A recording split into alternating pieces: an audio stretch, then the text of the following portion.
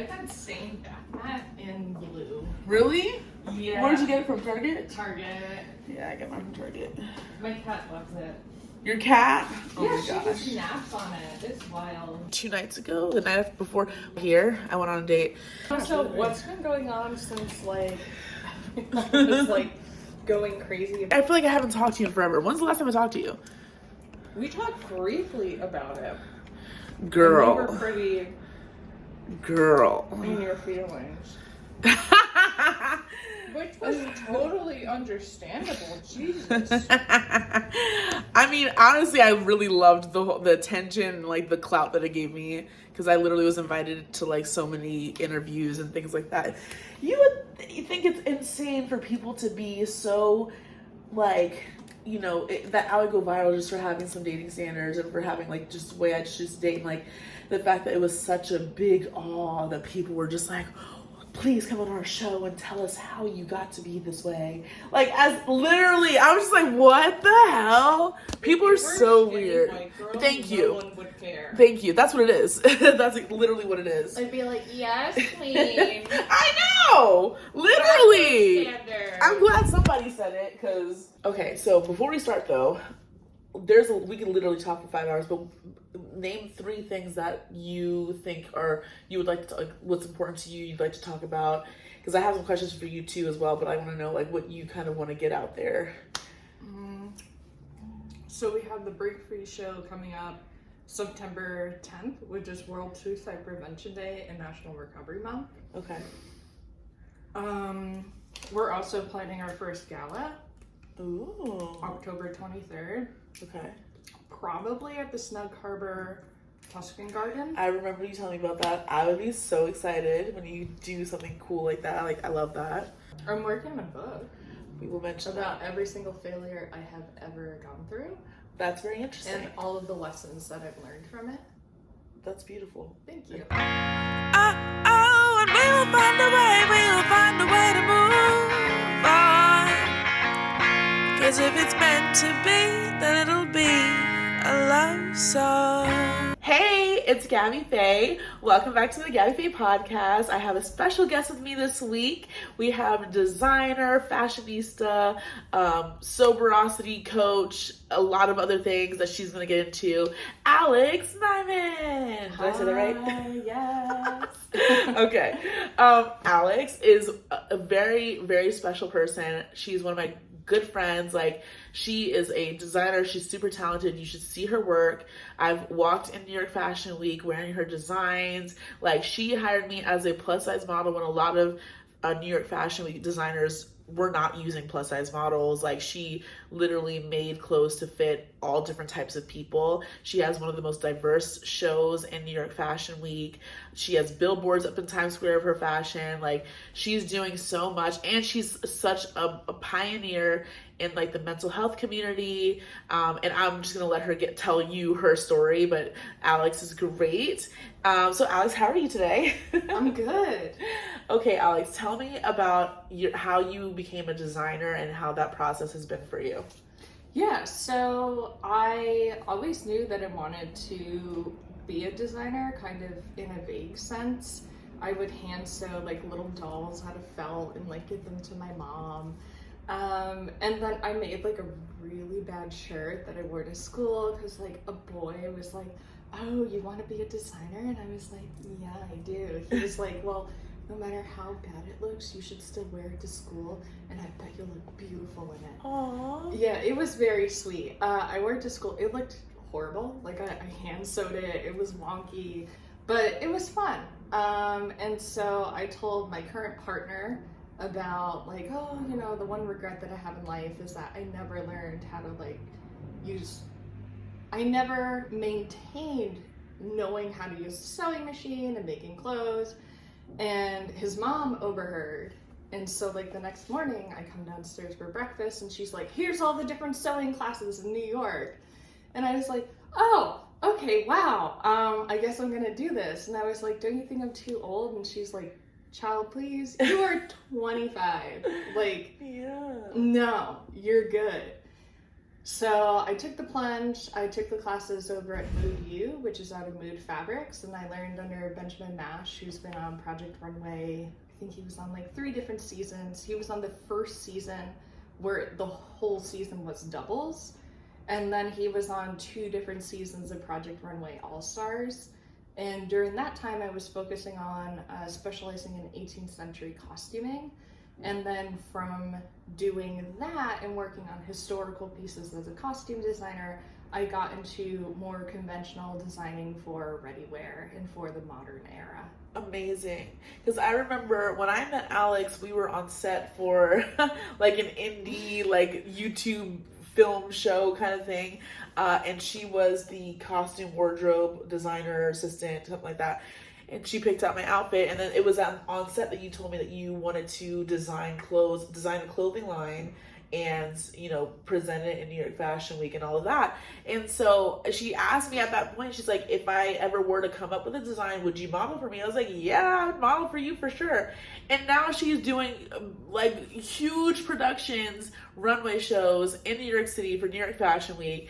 And I'm just floored to see like from where she began, like on set, to like her productions now. Huge deal, huge difference. To doing a runway show with pageant girls. So what was your first runway show that you did? Like what was that experience? Because like there's people that want to do what you do. You're a fashion designer, you're in New York City, you're doing New York Fashion Week, you're killing it, and you came from humble beginnings. So like what was your first fashion show like for people that don't know? So I did 2 shows over the course of the same season. I think they were like 4 to 5 days apart from each other. The first one that I did was for pageant girls, and it was to inspire them to see that they could use their skills on the stage to transition into modeling. And the show that I did was kind of unique. I didn't really get much clarity on what they would be doing, so I was very surprised to find out that it was a beauty pageant award show that also had a fashion show going on. There were a lot of hiccups where my music didn't play, which was kind of devastating because my younger brother had written it and the collection was dedicated to him. Wow. But made a lot of great memories, and that's actually where I met Janice for the first time. Really? So that was like ground zero of our friendship. That's also where I met 𝐥𝐢𝐤𝐞. Wow. Who they're you, 𝐥𝐢𝐤, and Janice are the OG lady cats that have even know followed that. us. So Janice was a pageant girl / pageant coach. Yes, so she is Miss Regal World Canada. Love it. And she just got the Legacy Queen title, which is incredible. And she's also an epilepsy advocate. Okay, love that. And 𝐥𝐢𝐤𝐞 is a disabilities rights activist. She has cerebral palsy, and she rolls down the runway for me every season. She also just landed a international campaign with Lancôme to promote a new type of makeup tool to make it easier for individuals with disabilities to apply makeup. Girl, I had no idea. Congrats, I know, I'm 𝐥𝐢𝐤. so happy for her. That's amazing. So the first show, it wasn't even, you didn't even put it on yourself. You went through like a company. Yeah. So how does that work? If people are trying to put on shows, like how did that work for you, and how did you like it or didn't like it? So there were a lot of hidden things where it was like, the show is free, but a week before, they were like, you need to give $200 for the makeup artist. And if you want to bring models that are not the ones that we cast, you have to pay $100 per model. What? Yeah. I didn't know that. So I wound up shelling out $200. I did not pay the makeup fee because none of my models used their services. They said that they were so backed up that they went across the street to Sephora to get their makeup done. Wow. Yeah, and they also didn't like the job that the team was doing either. Okay. Yeah. Because didn't you have a scandal with the makeup? Not with this one. No, that was for the second show. Which was marketed as an affordable way to get your collection out there. you could show, I think, a minimum of 8 looks, a maximum of 12. And that was where the scandal started. I had a very well-known YouTuber walk for me, and the eyeliner went beyond the brow bone, where it kind of met up around here, so like to the temple. It was a brand new makeup artist. She had just graduated from her school, and that was what the lead makeup artist had said, this is what the look has to be. And she was very nasty. She was yelling at everybody. And so this makeup artist felt forced into doing that look, even though she was like, you know, that's not how I would have done it, but like, what was the backlash? Like, why did people care that the liner was way back here? They called it the D liner. It looked like a penis, okay? It looked like a penis, and that's why people were like roasting this YouTuber for having a penis eyeliner shape on her face. Kids made like Instagram accounts with it and had like all these different edits about the eyeliner. I mean, it was funny in retrospect. I mean, not like in the moment. I actually connected with that makeup artist. I gave her a call. I felt really bad. She was like devastated that this is how she was going to make her mark. Since then, her and I have become friends, and I bring her on every season as one of our makeup artists. Alex, you're such a good person. That girl royally messed up. She does amazing work. I didn't even know that she was on like your shows, like, and so I must have run into her because I was at the show. Yeah, she's the one who does all of our VIPs makeup. Oh, so she's probably done your makeup. Oh wow, she's really incredible. She works as a MAC makeup artist. Wow, I have to like formally meet her next time I see her. Oh my gosh, that's amazing. And so, then she also had a redemption photo with the YouTuber where they met, and she apologized. It was so cute. Really? And she was like, I would be honored for you to do my makeup. So it was great. I love that. I want to see her do like the makeup again on the same YouTuber to see like the before and after. So we could see like the, you know, she could do it. Yeah, you know? I love that because, you know, you gave her like a second, third, fourth chance. Like you put her in your show. And the thing is with Alex, like she is really loyal to her people. Like she started from the bottom, but as she's leveling up and she's doing these amazing productions and shows for New York Fashion Week, she's the type of person that will like bring people along for the ride. You know what I mean? Like you really look out for your models, your makeup artists, your stylists, like all the people you work with, you really include them. I think that's amazing. People don't do that these days. Like you actually look out for people. So I love that. So for Fashion Week, like, you know, everybody has a show that they put on, but you have a bigger purpose, a bigger meaning behind your show. Can you tell us what is the purpose and meaning behind your fashion shows when you're doing them at New York Fashion Week?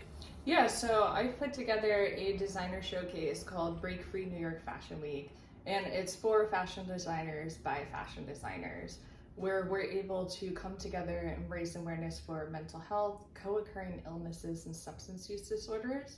So a co-occurring illness is when you have both a mental health issue as well as a substance use disorder. So both of those would be addressed in your diagnosis. It's also formally known as a dual diagnosis. And we have our models who are advocates walk the runway, as well as our designers who have a direct tie to the cause. That's amazing. So you did something where like you kind of donated some of the proceeds to like beds. Yeah, so we initially were partnered with 10,000 Beds for their scholarship program. As of December 16th of 2022, we got our 501c3 nonprofit status for the Break Free Foundation, where now we provide scholarships for individuals suffering from substance use disorders to attend both an inpatient and an outpatient program. We've also partnered with 2 different behavioral health acts, Root D and Mood Fit, which are offering 60 days of free services for their telehealth therapy. Amazing. You have resources for people who suffer from mental health and you said the other one, addiction. Okay. So how in your designs as a designer, how does that correlate with your designs? Yeah, so for my brand Lady Cat, each season I like to tell a different mental health story of somebody that I know through the collection. So for this past season, it was called Marry Me Betty, named after my grandmother, who she suffered from what used to be categorized as manic depression, but is now known as bipolar disorder type 1. Right. She had wanted to be a bridal designer. So I brought to life some of the sketches that she had made and things that she had made for Barbie dolls that she gave me. And the finale piece recreated my mother's earliest memory of my grandma being taken out of the house by two men in white coats for electric shock therapy. So she was in a fantasy straitjacket. She removed the straitjacket to reveal a mint green wedding gown, the green for Mental Health Awareness Month, to show her triumph over her mental health and her really taking control and continuing to get help despite the trauma. It also had a larger message about generational trauma, because after witnessing that, my mother has not sought help for her own mental health. And I wanted to make it a commentary about Mayor Adams's directive to take the unhoused individuals who appear to be mentally ill, and then they go to an ER for 72 hours and nothing really happens. It's not a solution. They're just not visible, and they're being traumatized because now the people who do want to get help, they're probably not going to want to after you force them into a situation that they do not feel that they need to be in. So we advocated for the passage of Daniel's Law, which recategorizes mental health from a public safety issue to a public health issue, and would dispatch a behavioral health mobile crisis team. Wow. So you put like a lot of thought in your fashion shows. Yeah. It's not just cute clothes, like you have meaning behind it. I remember the last show that I was in, I think it was sometime last year, when I was in the gold dress. And everybody was in like a different thing. What was that show about? Why was I in a gold dress, and what other colors and things was represented of other things? Yeah, so that was called Therapy Revisited, where I revisited my first collection, Therapy, which told the mental health story of my younger brother. And it was kind of my reaction to that period of time. The gold represented having the knowledge and the understanding of how to help my brother. We had the black, which represented his final suicide attempt, which thankfully he was not successful. And he's doing well today. He's studying for a master's degree. Amazing. And then it went into the black and white, which represented anxiety, both on his end and my end, of the uncertainty of not knowing what to do.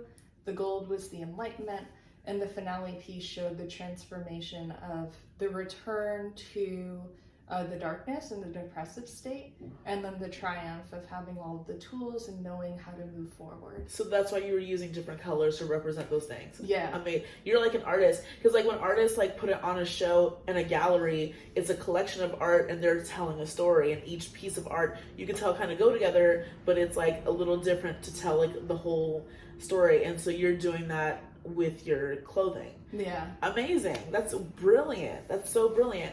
So, tell me about, because you also, not only are you a fashion designer, you also worked in PR and marketing. So can you tell me how you got into that, and tell me, well, listen, there's a guy that she used to work for. His name is Chad, and every time I see Alex, she tells me insane stories about Chad.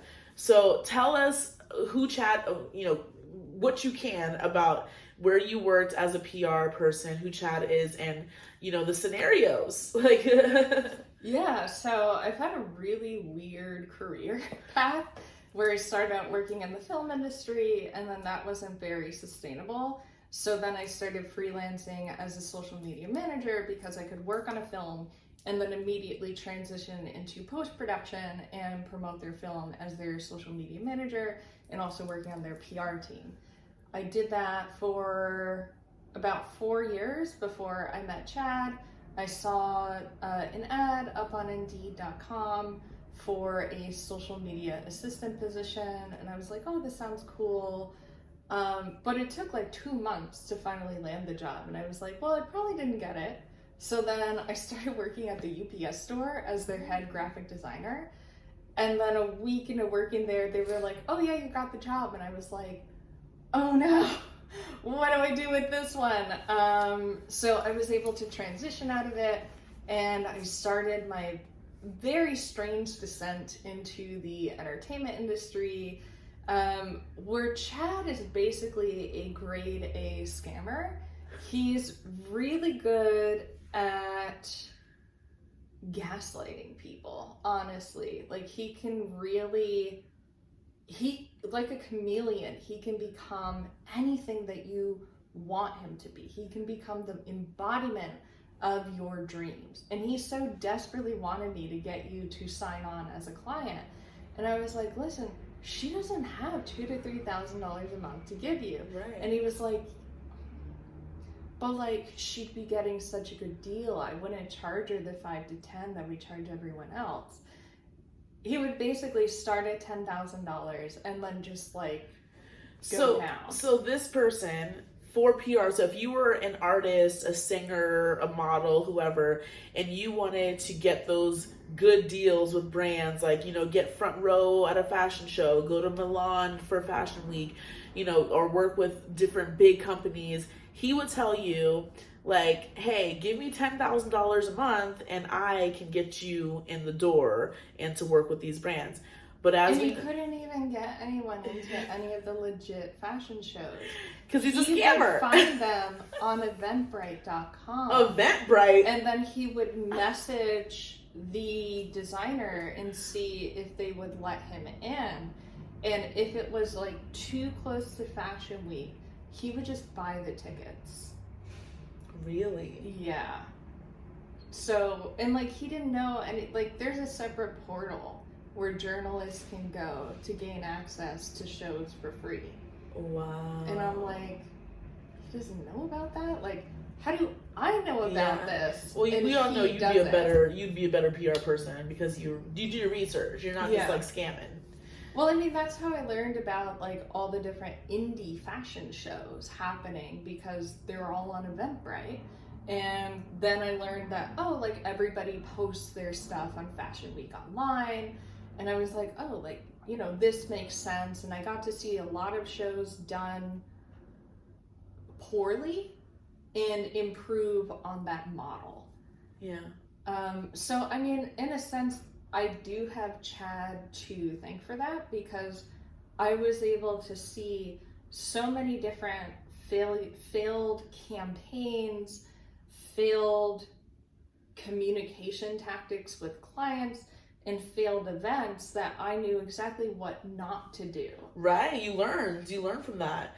And like the whole thing about, for example, he's telling a regular client, like, if you were to go to Chad and you have to, you know, give me $10,000, I'll get this to you. But if he knew you didn't have it, or if he knew that you wasn't about to pay $10,000, he'd be like, I'm gonna give you a discount. You only have to pay me $2,000 to $3,000 a month, and I'll get you the same results. But in reality, that was the standard pricing, $2,000 to $3,000. Oh. And if he could get $7,500 to $10,000, they would become the most important client, even though to them everyone else is paying the same thing.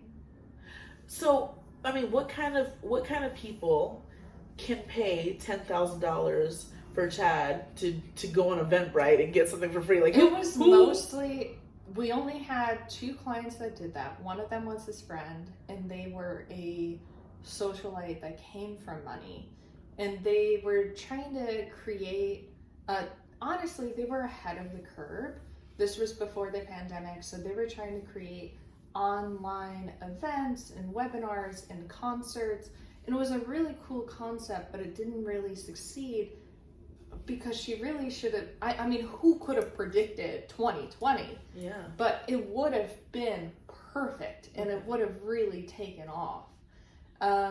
I think she's a really brilliant woman. I would love to work with her again. I just think it's really, it's a testament to her character that she's so loyal to a friend that time and time again, unfortunately, has not helped to enhance her career, but has just helped them to continue to live beyond their lifestyle. Right.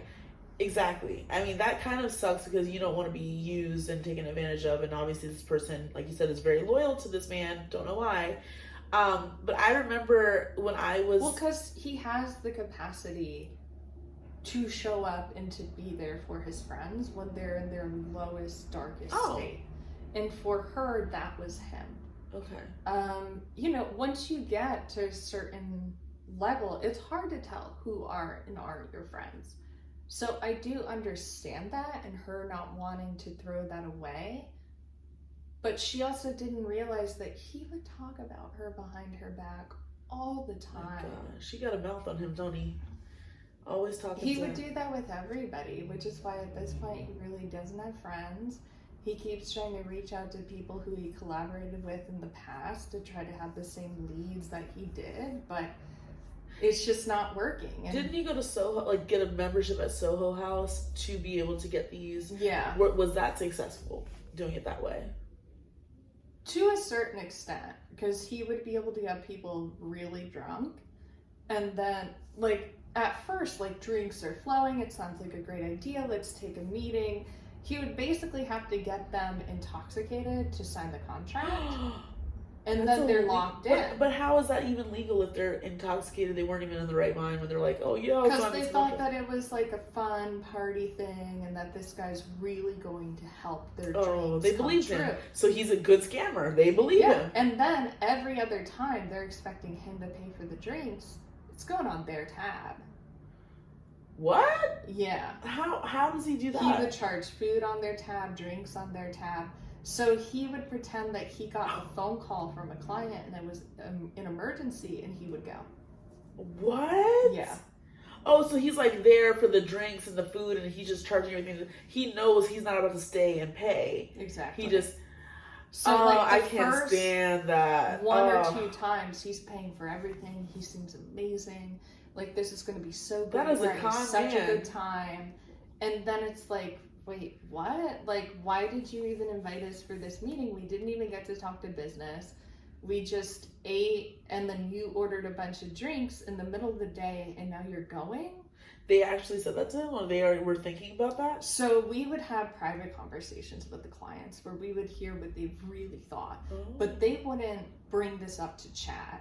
Okay. There was a lot of fear because Chad was really good at gaslighting and really good at getting at the core of somebody's insecurity and weaponizing that against them to manipulate them into staying on with him.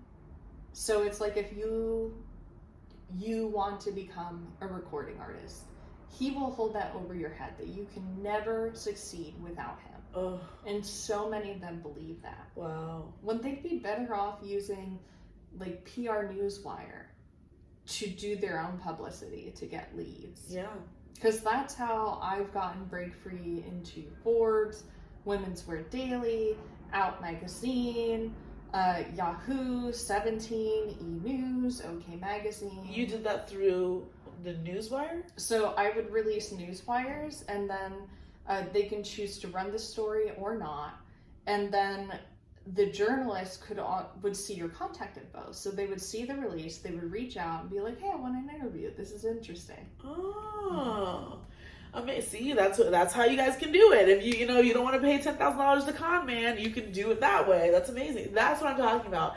Like, no more gatekeeping. It's 2023. People want to like succeed in these areas and they don't know how to do it. And that's why like we talk to wonderful, amazing people like you that tell us the truth and how to like really do for ourselves. I really believe if you have a dream and you really want to do this, you can do it, you can achieve it if you allow yourself, like if you just have the right people to tell you what to do, the right knowledge to get to where you're going. Because it's very easy for someone who really wants this, who has a dream, to be sold a lie. You know what I mean? Like, because like what this man is doing, he's preying on their dreams, their goals. Like, if someone like has wanted this their whole lives and they meet this man saying, I can make all your dreams come true for $10,000 a month, you know what I mean? And they have that kind of money to give. They're just like, hoping that it works, hoping that it happens. Well, you're assuming because you're paying that much that it will. Yeah. You're not realizing that there's all these other fees that you have to pay. You have to pay for the social media advertising. You have to pay for the photography photo shoots. You have to pay for the video shoots. You have to pay to get onto the tours. You have to then pay the tour manager who will then book you onto the tour. You have to pay for the recording studio. You have to pay for them to then get mastered. You then have to pay a DJ to remix it, to keep it going. And he'll just drown you in all of these different assets. It's very old school, and it's a model that doesn't work anymore. Yeah. Where he would promote a premiere, then you do an acoustic, then you do a remix, and then you would do a live to stretch out the single. That doesn't work. That hasn't worked since maybe the 80s, maybe the 90s. Yeah. But definitely not in this millennium. Right. So what does work now, do you think, in your opinion? I would say doing covers on TikTok and YouTube Shorts to gain a following, and then to start to introduce original content, get them excited about that, then to activate and to engage your audience, where you ask them to do a dance to the song or to cover it. Right. And you could then create like a song where all of you guys collaborated together in it. It's really having that audience engagement, and instead of getting signed to a label the goal, because some of these indie labels, they won't give you the resources that you need to pay for your advertising, to get a publicist, to pay to have a tour. They're just gonna do your music. Right. They're not gonna be that money machine that they used to be. Right. You really have to hustle and do your own thing. Right. And get into as many open mics and local performances as you can, grow in the local scene, and then break out regionally. I totally agree, and I love that you're saying that, because it is a new world, right? It's like not gonna work. Like, you know, everything has changed, especially pandemic. Everything has changed. Like, there's so many people that blew up on the internet, on TikTok in 2020, and you know, just the way people just had a glow up in every industry. When I talk to people, like, crypto had went up, now it's down, but like so many people had like gotten so much out of the pandemic, even though it was horrible. Like, things completely changed. Like, wealth was like changing hands, you know what I mean? Like, everything was like being so different. So I'm glad we're talking about this now, so we can like, and in a sense it made mental health a national conversation, because It now did. for the first time we're like, oh wow, like I felt depressed, but I don't have depression. This is a tangible issue that I now have somewhat of an understanding about. Right. And how has that affected your work and what you do with how the world has changed since pandemic?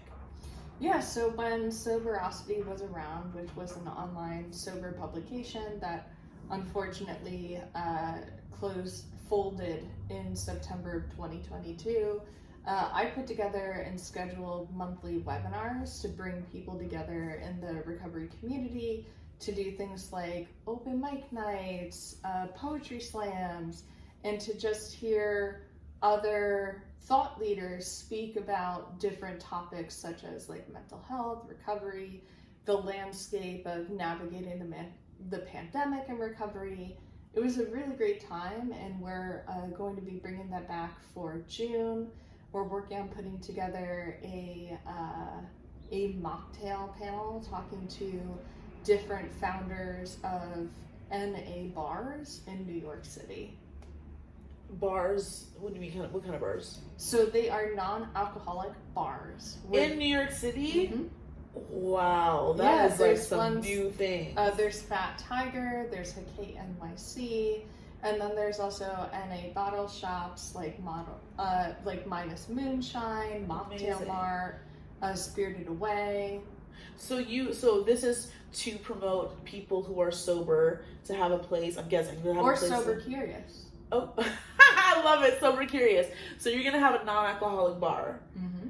That's pretty wild, like wicked and wild, because there's so many. I mean, a lot of people don't talk about it, right? Like they're like, I mean, you probably do with your close friends, but like I don't hear about people talking so openly about being sober unless they're in an environment to do so, because people just assume if you're gonna go out, you're gonna drink, and if you're not drinking, they're thinking something's wrong with you. I get it all the time. I'm not sober or anything, but I rarely drink, and when I do go out, I usually like order juice or water, and they're just like, oh my gosh, what's going on, are you okay? And I'm just like, but can I just like come out and hang out and not have to like drink? Like, I don't understand. You know what I mean? And so I think that like now that this is like a thing, I mean, I would love to see who shows up, like you know, like, there's also a thing like pop-ups, like Third Bar, Third Place, where she'll take over like different coffee shops and do open mic nights and social gatherings, and a trivia night coming up and book readings. It's really great, and it's really been growing, and I would like to see that continue to happen for the recovery community and for people who just like, I got super trashed the night before, I don't want to drink any alcohol. I want to detox, I want to come down. It goes into also the health and wellness. Like, people are all about health and wellness, and people are wanting to still experience community and friends and going out and having fun. But imagine you can go out and have fun without the hangover next day. Like, you're just like, exactly. I love it. I'll go. When is this open? Like, when is this happening? So I think the next Third Place event is June 11th. Tommy Laura is hosting it at Minus Moonshine. Okay. So very excited about that. Amazing. And then there's a recovery meetup happening on June 9th in Central Park. It's the first annual white party to welcome summer. Ooh. Yeah. That's exciting. You do so much. I don't even know how you like have time to sleep, because you do so many activities. Like, you, as you can hear, like, Alex does everything. So what is up next for you in terms of, like, I don't know, this summer, this year? What are your plans coming up? So we have our next runway show for Break Free happening on Sunday, September 10th, which is World Suicide Prevention Day, as well as National Recovery Month and National Suicide Prevention Month. Amazing. And we're going to have a live art installation of paper butterflies, where you could write a letter to your younger self, or write the name of a loved one lost to suicide or overdose to honor their memory. Wow. So we're really excited about that. We're also in the talks of doing a mannequin showroom for, I believe they're called the National Behavioral Health Association, the chapter for New York. They've invited us to collaborate with them September 14th or 15th for a fundraiser event for Break Free. And then October 23rd, we're working on planning our very first gala, which will be held at Snug Harbor in their Tuscan garden. Amazing! You heard it first, people. September 10th, get your tickets for Alex's Break Free runway show in New York Fashion Week. Amazing. Are you going to be on the schedule this year, or are you guys doing... We were on the schedule in February. You were, okay. And we should be on it again for September. Amazing. Not the official selection. Okay. But we're on the schedule. I love it. Hey, you guys are moving all up. I remember when you were in like the pageant things, and now you're like, it's all official now. I love it. So, okay. So what other projects that you have coming up? And I forgot, you told me before we started this, and I can't remember. We're working on launching support groups. Okay. So you really got a certification recently. Yes. Tell us about that. So I'm a CARC, which is a certified addiction recovery coach. And I've also become a certified smart recovery support group facilitator. So with this, I could take on private clients and help coach them in their early recovery on how to continue to live a lifestyle in recovery, and connect them to different resources and events that they can do to meet different people. So I'm really excited about seeing where that journey leads and being able to offer these resources through the Break Free Foundation. What inspired you to get your certification to be a recovery coach? I just wanted to learn more about dialectal behavioral therapy and other different approaches and paths to and through recovery, And this just seemed like a really great opportunity to be able to gain more knowledge and to be able to do some of that one-on-one work, which I find to be really rewarding. Awesome. So, so switching gears, I want to know about what it's like behind the scenes of a fashion show that people don't get to see when they're sitting. So the good, the bad, and the ugly. Are there drama behind stage? Do the models fight? Is it like, do you have a headache as a designer? Are you stressed during the day? Like, I want to hear what the real rawness of behind the scenes if I'm just like going to a fashion show and I don't know all that came about to have these girls come out and show us, you know, or others showing us like the style. So tell us a little bit about behind the scenes. The first few were very hectic because we were still getting our footing and figuring out like, what is the format of the show? How much time do we need in between designers for quick changes? How many models do we need to bring on? It's really become a little family within the models. Most of them come back season after season, which is really great. The designers have been lovely and wonderful. And I mean, really, since the September show of last year, it's been going really smooth. I mean, personally for me, the nerves never really go away, and the like, oh my god, like, what if the quick change goes wrong? What if the dress rips? What if someone like trips up the stairs and like hurts their knee? I mean, it's beautiful chaos and a bunch of different creatives coming together to bring their visions to life. I love it. And so while it does get hectic during showtime, some people really thrive off of that energy and the fast-paced environment. That's New York City, and that's why I love New York. I love the fast-paced environment.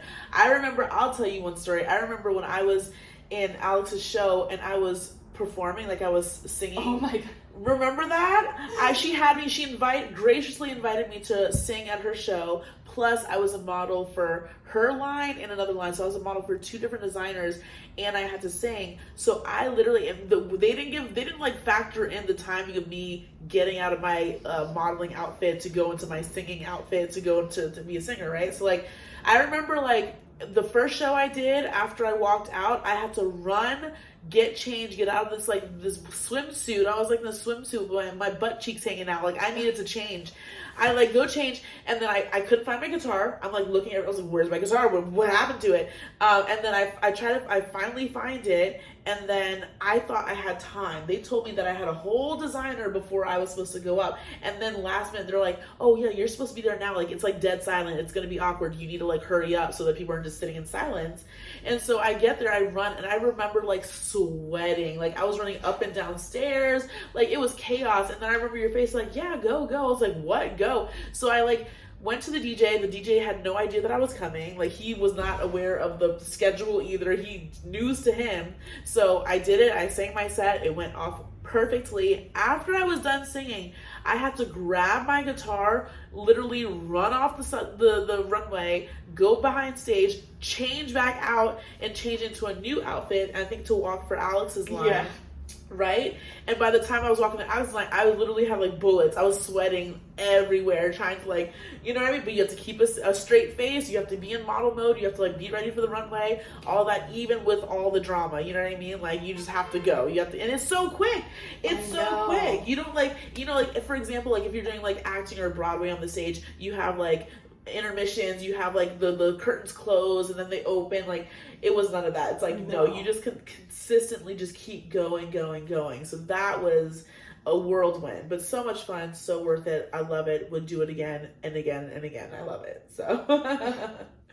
So okay, so that was, so can you run us through like for show day, what time do you get there? What time do the models get there? How does like a show day run? Like what's like the typical schedule for a show day? What happens? So I usually get there an hour before anyone shows up, and I just start kind of organizing everything. Like where will each designer get set up? Where's everything that we had shipped here for the gift bags? Where's everything that we had shipped here for the mocktails? And then an hour later, the first set of volunteers will arrive, and we'll start figuring out what will the layout for the runway be. Once that's figured out, usually like an hour or two later, the models start showing up. I give them a very early time, anticipating all of them being late, which is fine because it's a weekend show. The trains in the city are notoriously a mess. So we give people that cushion time where we're like, okay, we'll tell them to be here at like 11, anticipating that they'll be here at 12. I see. Probably even later. Yeah. I mean, some of them will have like late call times at 2. Others will come directly from like 1 to 2 other shows, like an hour before. Yep. But, you know, it's Fashion Week. It's chaotic. It is. Exactly. Like I have people ask me all the time, what is Fashion Week like? A beautiful chaos. That's literally what it is. Because it's kind of like that meme of that duck, and they just kind of hold him over that drum. It's just that haphazard beat of the drum.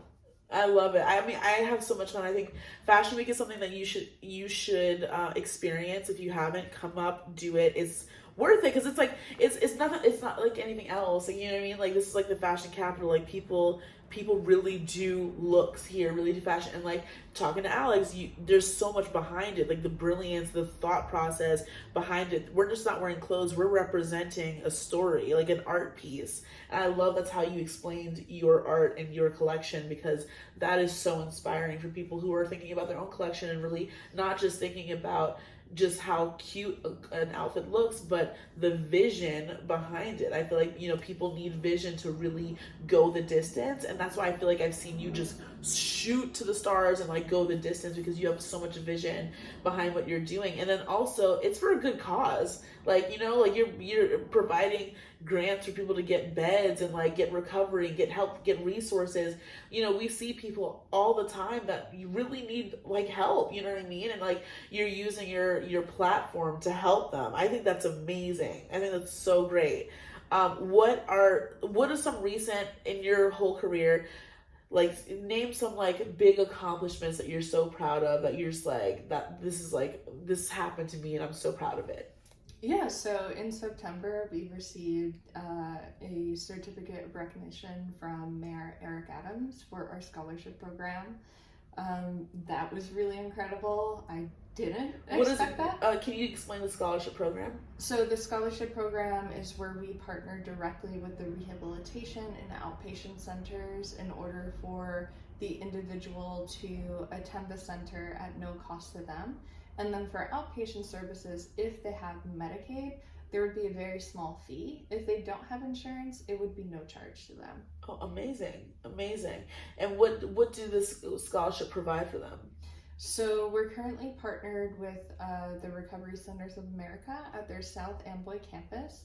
So you would get 30 days of inpatient services. If you're a resident of New Jersey, you could then do your outpatient with them for 30 days. Or if you're a resident of New York, you could do outpatient services with the Realization Center in Union Square for 120 days. Amazing! Yeah. We have more partners that I've been talking to literally within this past week. I have more conversations coming up next week. So we're hoping to have many more centers offering these scholarships. Amazing. So tell me something else that you're really proud of with your career. Because you have so many accomplishments. I could she can list them off. Like, I know she's being humble. She could literally list them off, everything that you've done. Like, I want to know, like, because you like I said, you started on like doing costumes for sets, and now you're running like a whole program, and it's not just the fashion, it's like all the things surrounding now it's a nonprofit, you're saying, right? Yeah. I mean, it's been really cool to be able to collaborate with NAMI and NYC. In February, I was able to go with them for our Advocacy Day, and I spoke on the steps of the Albany Capitol in defense of the Safer Consumption Services Act, which is something I'm very passionate about, along with Daniel's Law. Amazing. Amazing. You're so great, I Alex. also testified in front of City Council in opposition of the mayor's directive of the unhoused and in support of Daniel's Law. Amazing. Can you explain Daniel's Law one more time? I know you said it earlier. Yeah, so Daniel's Law recategorizes matters of mental health from a public safety issue where the NYPD would respond to a public health issue where they would have mobilized crisis intervention teams with behavioral health professionals respond to these crises.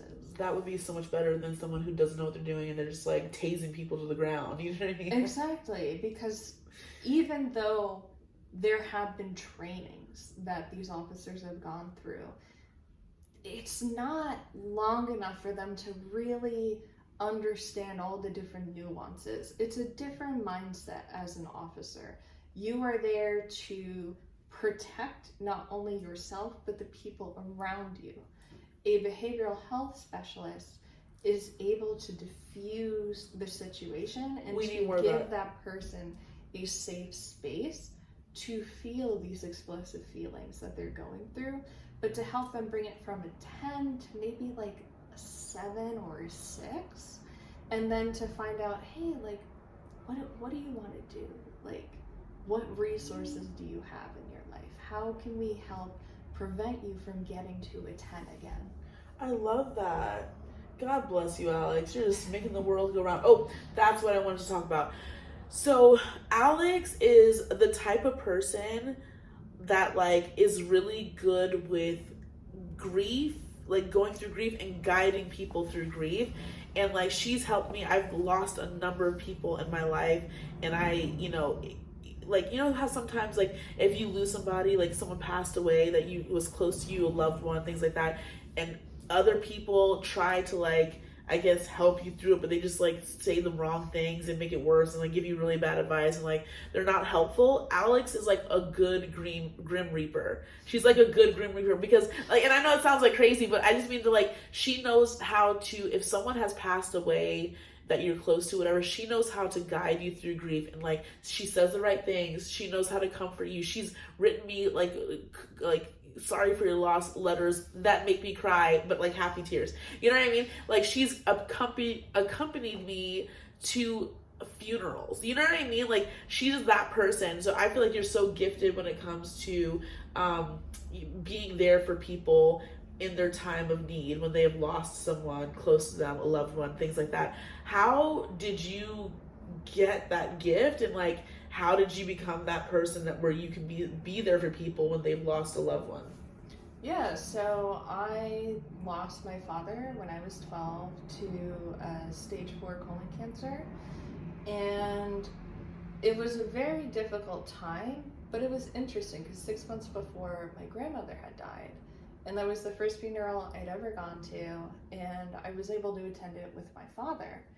And it was just very interesting. It was almost as if he was preparing me for his funeral, like saying, you know, it's like okay to cry, but like you're gonna need to be strong for mommy, because it was my mom's mother who had passed. And he had left me a letter asking me to take care of the family and to make sure that everybody was okay. And to that day, I've taken that extremely seriously.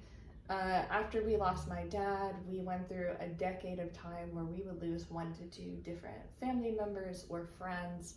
So I got really used to being in funeral homes and different types of funerals, and just learning how to comfort the mourners. Like I distinctly remember I'm at my own dad's funeral, and one of like his work friends comes over and she's like, "You're so strong," and she's like literally crying on my shoulder. I think I only cried once during his funeral because I really wanted to be able to be there as a source of strength and comfort for others. I think it's just something that kind of instinctually happens in watching the one that you love die, and having that responsibility to usher them into that next life, and understanding that loss is just an element of our life. It's a really shitty part of it. It's a very difficult part of it, but it's also a part that unlocks and awakens a new part of us. It helps us to grow, and it molds us into the people that we're meant to become. Yeah.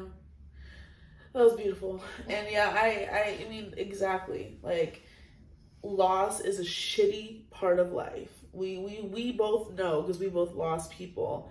And, you know, I know for me, like, sometimes I just want to scream, I want to cry, I want to, like, get angry, because it makes me so mad and upset that, like, you know, we have to, like, deal with that still, like, because everybody, you know, like, in theory, everybody's gonna die, everybody's gonna have their punch their ticket, like, everybody's gonna have that time, but, like, I feel like for me, because I went through loss, like, I've never lost anybody before, and then pandemic happened, and my dad passed away. I lost my dad first, and then my best friend, then the boyfriend at the time, you know what I mean, like, everybody started dying on me, and it all hit me all at once. And just like the anger that I felt, I was so angry, because I'm just like, why do I have to continue to live life like that didn't happen? You know what I mean? Like, something that was traumatic for me, something traumatic happened. I guess, like, it was with all types of loss, like, not even just someone passing away, but, you know, loss of innocence, loss of relationships, things like that. Like, if everybody responds differently to grief. And, you know, there are stages of grief, but, like, my therapist was telling me, like, even though there's stages of grief, you can feel stage 4 today, you might feel stage 6 tomorrow, you might feel, you know what I mean, you might feel, go back to stage 1, you know, like, different things of grieving. And when I was going through that, I just thought, like, wow, like, life is so much more real, raw, and harder than I thought it was. And then I went through something really hard. I'm like, wow, like, you know, but it makes you appreciate it, right? It's like, for me, like, I really appreciate, like, life even more. And it has changed. When I tell you it's changed me from the inside out, in a good way, but people around me may not understand it. So, like, going through a loss, I had a real, like, come to Jesus moment. You know what I mean? Like, and everything that I thought I knew about what I believed in my faith and myself and God and all of that, I had, like, a reawakening. Like, I feel like I was reborn into the person after grief. Like, because grief is not something that just goes away. You just kind of grow around it. I think you told me that when I first went through it, and it made me really seek out who I am, seek out my innermost being. And I feel like I've always been kind of, like, a deep person where I've did that work, but also, like, I got to do it again in a way that was completely magical, like, just different, because it's like I was a different person before grief, and now after grief, I've completely transformed, and I've had to, like, relearn things and revisit who I am and who I want to be and what I believe in. And like I said, like, people who've known me for years, and they see the change and they see the glow up, they may not understand all of what I do, but it's not for them to understand. It's between me and God. Like, what I'm doing, it's between me and God. It's not anybody's business. You know what I mean? So I feel very strongly about it, and I know that, like, you know, my people up there, my dad's looking down at me, my best friend, my ex-boyfriend, all of that, like, they're like looking, and I know that they're so proud, because I am living my truth, like, my true self. Like, and I have a voice now. Like, I've gotten so much more confident recently, and I guess I was waiting for, you know, approval from certain people for so long, and then I finally woke up and I was like, I don't need your approval. I approve myself. I've approved, you know, like, you know, so it's been a lot of good that has come out of it. Like, you know, like how they talk about the phoenix, like, from the ashes, and they come back stronger, and, like, you know, and I feel that way. I feel like, you know, when they say, like, you have to put a lot of pressure to make a diamond, you have to, like, crush the diamond to make a diamond, and, like, I feel that way, you know. So grief has helped me. Grief has been very shitty, but it's also helped me become a better person.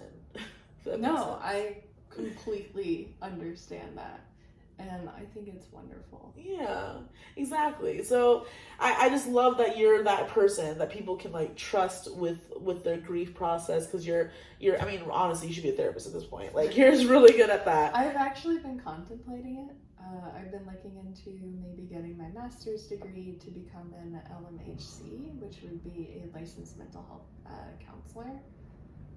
Amazing. That's so cool. We'll see what happens. You know, exactly. You have a list of accolades. You could literally do it all. Alex, you're amazing. Like, I'm so glad that you were able to join us today. Thank you for having me. Of course. Is there anything else that you would like to say to the people before you wrap this episode up? So the Break Free Foundation will be launching our support groups really soon. In July, we'll be starting an LGBTQ+ support group and our grief support group, as well as an early recovery support group. I'll be hosting all of them except for the early recovery, which will be hosted by Erin Ronta, who is the vice president of our board. Amazing. And where can we find you on the social medias? So you can find the Break Free Foundation at We Will Break Free. You could follow our fashion showcase at Break Free NYFW, and you could find me at Hello Lady Cat. Yay! And everything will be linked below, so don't worry about that. Alex, it was such a pleasure having you today on the Gabby Fe podcast. Yeah. I'm super excited that you were here with us. I know that you've inspired so many, and people are really, you know, like you've just brightened their worlds with your story. So, and I appreciate your story and you coming on and you letting us know all about the world that you live in. And I appreciate you, and thank you for letting me use this platform to talk about what I'm really passionate about. Yes, I love it. That's what we're here for. No gatekeeping. We're all 2023. We're just giving y'all all the tea and the things that you need to like make your dreams come true and to follow your heart and where you want to go, you know. So if you liked this video, thumbs it up, comment below something that you learned today in today's video, and don't forget to subscribe, you guys. Subscribe, and we will be back next Friday with another episode. Bye.